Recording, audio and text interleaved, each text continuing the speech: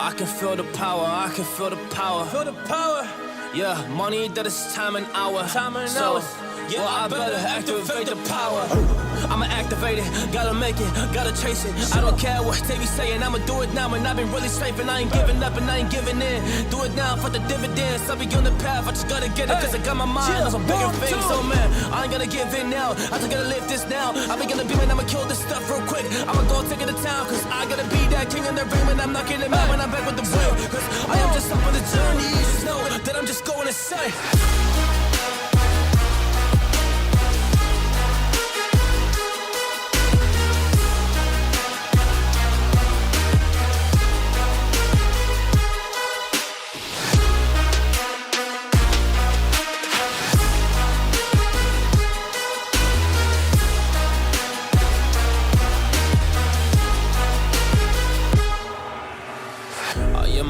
There's some things that I might see, and when I do, I could. What's good, folks? It's Nightmare Frame here with a new Warframe video coming at you with the infinite red crit Baruuk build, unleashing big damage. The build is very simple and straightforward. The mods and synergy used are able to achieve the build's purpose, doing a lot of damage and permanently red critting. Before I get into the build, let me go over the entire synergy of his kit. Since I'll be replacing his first ability, I'll get into that later. The general setup is to erode his restraint meter, so you can use his fourth ability. And that's by putting enemies to sleep with his lull and disarming them with your desolate hands, which are commonly known as the daggers. His lull can't be recasted as it needs to carry out its duration, hence why we usually go for negative duration. You can see right there with a 0.63 seconds. So we can cast the ability in quick succession to haste the erosion, and the daggers will seek out enemies and disarm them, and this also helps you erode your restraint meter. Once the restraint meter is eroded to your desired preference, you can use the fourth ability. And since I'm using a negative duration setup,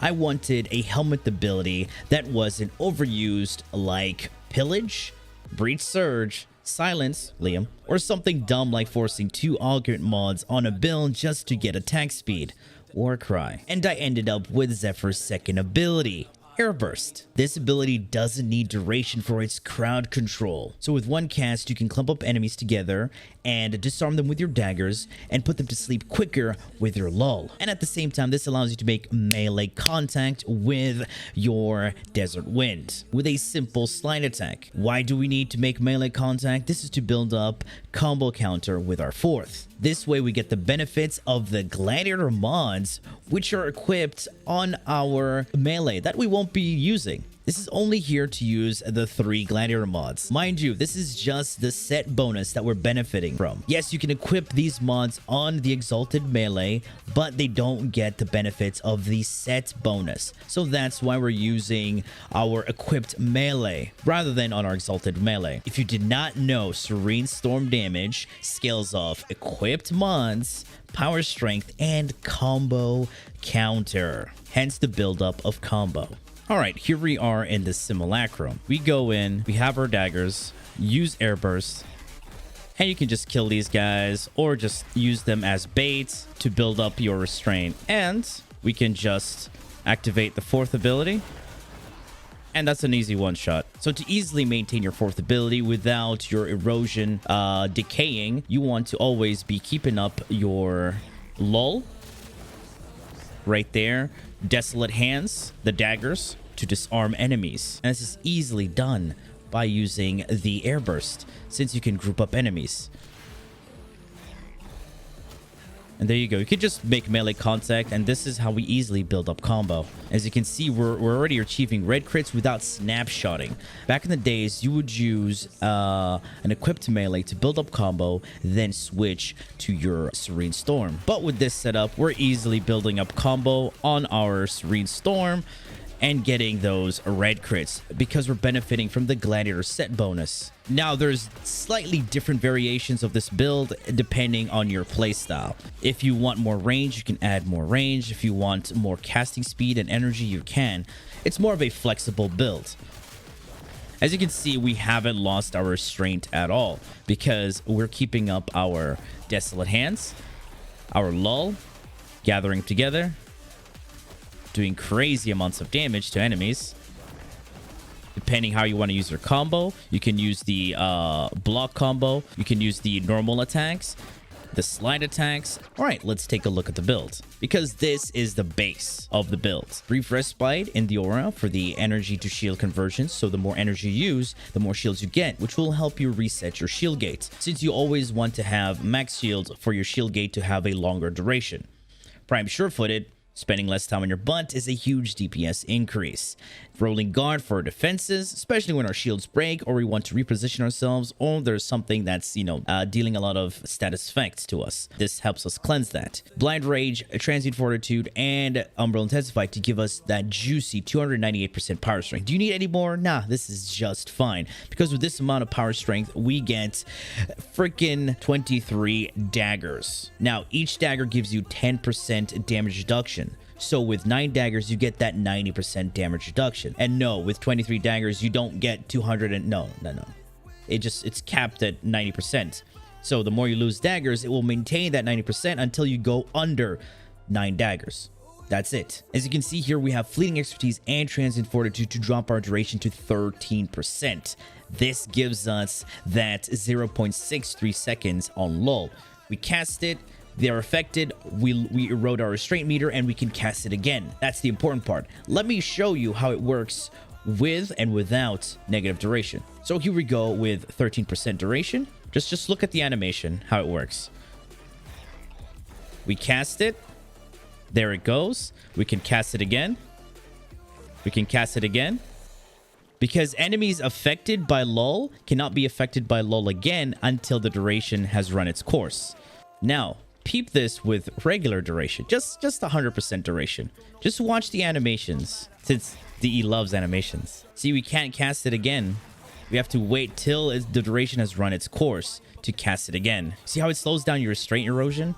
It's not good. That's why we always want negative duration, 13% duration, which is more than enough, and we get good amount of efficiency. Now, here's a different setup for some people. For those who feel like they need a lot of energy, can use Prime Flow, and of course Natural Talent just speeds up the animations, making it so smooth and fast, especially when casting abilities like lull. Look, as we engage, that's a quick lull right there. Very smooth. There are different playstyles where you can drop flow and add auger reach. You don't want too much range, because then you're going to be losing a lot of your desolate hands. I mean, if you add stretch, you just get an extra meter, which is just fine. As you can see here, we have 7.8. We add stretch, we get 8.7. Same thing with lull, same thing with air burst. It's nice to have range, trust me, especially with something like air burst and lull. Great to have that range. So I say if you want a middle ground, you can go with auger reach instead of stretch. And if you don't mind the casting speed, you can go with auger reach and prime flow, which can be a nice balance for everybody. Because now, yes, you will lose out on that casting speed, but you can gather enemies up way better since you have that range. And I'll say this setup, for those who don't feel like using natural talent, is good for you. Gather them up, activate your 4.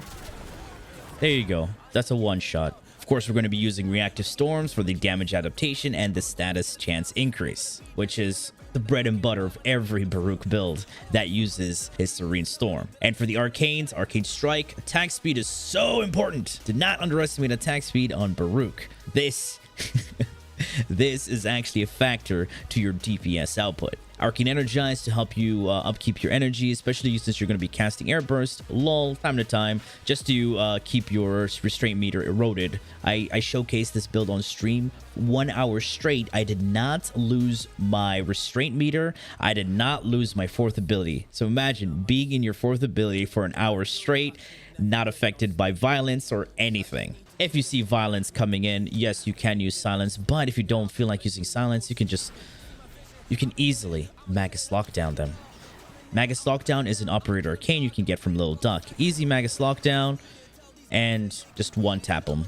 All right, let's take a look at his Desert Wind build. I have the 2 sacrificial mods together. Why I do this? Because I have a lot of Warframes. What else to use them on? You do lose some damage if you're not using a prime pressure point, but it's all good. You're doing a lot of damage to Baruuk anyway, since you're building up combo and shredding them with Reactive Storm. We got Prime Fury instead of Berserker because we want instantaneous burst, Organ Shatter for the critical damage, and again, Gladiator Might for more critical damage.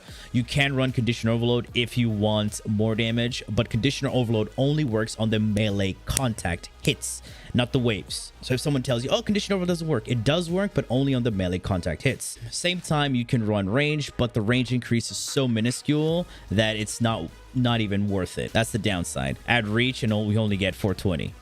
Which is nice, but you know. So here we go with raw corrosive damage. No status chance. We have enough status chance from a reactive storm, especially with all that power strength. We want that raw corrosive damage because the acolytes are weak to corrosive damage.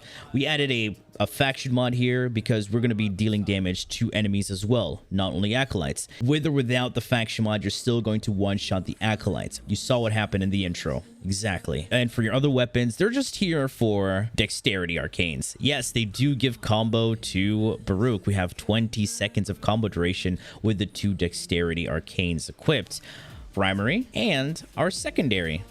You can run whatever focus school you want, because I tend to like stop and read chat while I'm doing this setup. But then again, doesn't matter what focus school you run on Baruuk, especially with the 2 dexterity arcanes on your build. And in terms of companion, you can use whatever companion you want, because unfortunately we can't use the gladiator set on our Helios anymore, so the companion doesn't matter. You want to run the Panzer Phylum for more utility, you can. Why utility? Just because of the viral quills spreading out to the viral spores.